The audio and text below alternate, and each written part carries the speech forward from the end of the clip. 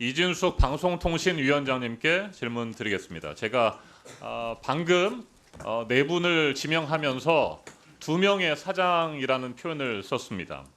지금 국회 과방위 현안 질의장에 EBS 한국교육방송공사 사장이라고 하는 분이 두 분이나 계십니다. 참고인 김유열 사장, 증인 신동호 사장. 누가 사장입니까? 방송통신위원회가 선임한 사장은 신동호 사장입니다. 네, 자 김유열 사장님, 예, 지금 EBS 사장이 누굽니까? 예, 접니다. 네, 자 신동호 사장님, EBS 사장이 누굽니까? 예, 저는 적법하게 임명된 EBS의 사장이라고 생각하고 이 자리에 와 있습니다. 네, 그런데 왜 지금 출근을 못하는 상황입니까? 뭐 이미 보도돼서 다 알고 계시겠지만 제 첫 출근 날부터 출근 저지가 있어서 원활한 업무 수행이 좀 쉽지 않았기 때문에 외부에서 업무를 진행했었고요. 이후 가처분 신청이 1심에서 인용이 됐기 때문에 지금 현재는 제가 출근하지 않고 있는 상황입니다. 네, 자 방금 언급하신 첫 출근 현장의 모습을 영상으로 준비했습니다. 여러분 함께 보시겠습니다. 여기 계실 분이 아니신 것 같습니다. 제가 봤을 때는 여기에 입각하신 분이 아닌 것 같습니다. 어디서 인사권이라고 존중받아야 된다고 말했습니까? 대법원에서 이인체제 불법 임명이라고 명확하게 말했습니다. 박사님, 국도 자의적으로 해석하십니까? 네, 지금 제가 알기로는 현 사장님께서 가처분 넣으신 걸로 알겠습니다. 그때까지 오지 마십시오.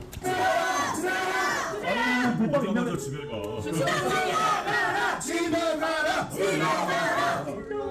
네, 자 지금 맨 마지막 화면을 좀 정지시켜 주시고요. 네, 제가 질문하는 동안에 그 영상을 좀 다시 한번 소리 없이 틀어주셔도 좋을 것 같습니다. 맨 마지막 화면 여러분 기억하실지 모르겠습니다. 웃으면서 팔짱을 끼고 있는 모습이었습니다. 저는 뉴스를 보면서 깜짝 놀랐습니다. 그러면서 하나의 사자성어가 떠올랐습니다. 의기양양. 그래서 제가 그 사전을 좀 찾아보니까 뜻한 바를 이루어 만족한 마음이 얼굴에 나타난 모양. 그런 심정이셨습니까? 제가 첫 출근 당시에 노조에서 출근 저지를 했었던 때 제가 했던 첫 번째 멘트는 이거였습니다. 우리 대화 좀 합시다였습니다. 저는 불필요한 오해와 잘못된 왜곡된 내용에 대해서 대화를 하고 싶어서 대화를 하자라는 게 제 첫 마디였고 시종일관 저는 그런 태도로 출근 저지 때마다 발언을 해왔습니다. 네, 그렇습니까? 됐습니까? 네. 됐고요. 다시 한번 이 장면 한번 틀어주십시오. 맨 마지막 부분에. 네, 웃으면서 팔짱을 끼고 있는 모습이 그렇게 직원들과 적극적으로 대화를 하려고 하는 그런 마음이었는지 저는 궁금하고요. 제가 이때 화면을 보면서 EBS 직원들이 아무리 떠들고 출근을 방해해도 나는 EBS 사장이다 뭐 이런 심정이 아니었을까라고 생각을 했었습니다. 자, 김유열 사장님. 예, 중대한 위법이 있다면서 신임 사장에 대한 임명 집행정지 가처분 신청과 임명처분 무효 확인 본안 소송을 제기하셨군요. 예. 왜 중대한 위법이 있다고 판단하셨습니까? MBC 박문진 이사 전례가 대법까지 결정이 있었고 또 연이어 그 유사 그 법원에서 결정이 있어서 EBS에서도 그런 똑같은 일이 그 일어나면 EBS는 또 MBC도 아니고 굉장히 여러 가지로 굉장히 취약한 방송사라 EBS 향후에 굉장히 어려움이 발생될 거다 이렇게 생각을 했습니다. 네, 자 이진숙 위원장님 사장으로 인정하지 않으시는 김유열 사장께서는 중대한 위법이 있다고 주장을 하셨습니다. 그리고 실제로 4월 7일 법원은 신동호 사장에 대한 임명처분 무효 확인 소송의 집행정지 신청을 받아들였습니다. 그런데 바로 또 항고를 제기하셨군요. 자, 2인 체제 위법성에 대해서 문화방송 대주주인 박문진 이사 등 6명에 대해서도 대법원은 3월 13일에 확정 판결을 내렸습니다. 방통위 2인 체제 의결의 문제점을 지적했고 헌법재판소도 방통위 2인 체제 위험성에 대해서 계속해서 지적했고 그럼에도 불구하고 이 인사를 밀어붙인 이유가 뭡니까? 방송통신위원회 설치와 운영에 따른 법률에 따르면 13조 2항에서 방송통신위원회는 2인의 요구에 따라서 개의할 수 있고 위원장 단독으로도 개의를 할 수 있습니다. 언급하신 헌법재판소의 판결은 2인 체제에 의한 결정이 있었지만 기각이 됐습니다. 네, 좋습니다. 자, 이진숙 위원장의 얘기를 들어보면 도대체 민주공화국 대한민국의 방송과 통신을 책임지는 사람으로서 헌정 질서와 또 법 질서에 대해서 제대로 된 생각을 가진 분이신가 저는 의문이 들지 않을 수가 없습니다. 도대체 어떻게 대법원, 헌법재판소, 행정법원에서 계속해서 잇따라서 2인 체제 위법성을 지적하는데도 그걸 받아들이지 못하겠다고 억지 주장을 하고 궤변을 펴는지 도저히 이해할 수가 없습니다. 이호찬 위원장님 어떻게 생각하세요?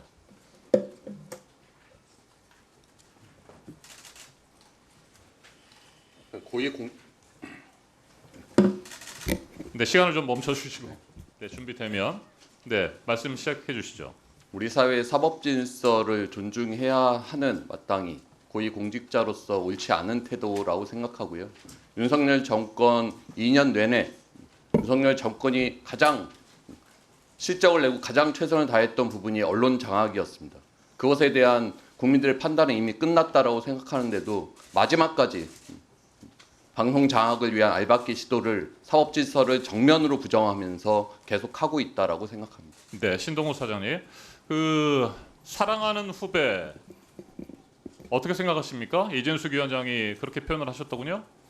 제가 회사 생활을 하면서 이 자리에 계신 정동영 의원님, 또 김장겸 의원님, 또 짧게 말씀해 이진숙 주십시오. 제가 방통위원장님 질문한 데에 대해서. 모두를 존경하는 선배입니다. 또 그분들이 과히 저를 그렇게 나쁘게 보지 않았다고 생각하고요. 네, 자, 제가 됐습니다. 28년 가까운 자, 회사 생활을 멈추세요. 하면서 네, 그릇되지 멈추시죠. 않게 살았다는 됐습니다. 뜻이라고 생각합니다. 네, 자, 교육은 정치에 휘둘리지 않아야 된다는 거 인정하십니까? 인정합니다. 네, 그래서 교육방송은 정치적 중립성을 갖춰야 되겠죠. 맞는 말씀입니다. 정치적 편향성을 가진 사람이 EBS의 사장을 맡으면 안 될 것 같은데 신동호 사장은 미래한국당 비례대표 면접을 본 적이 있고 미래통합당 21대 총선에서 선대위 대변인을 하셨죠.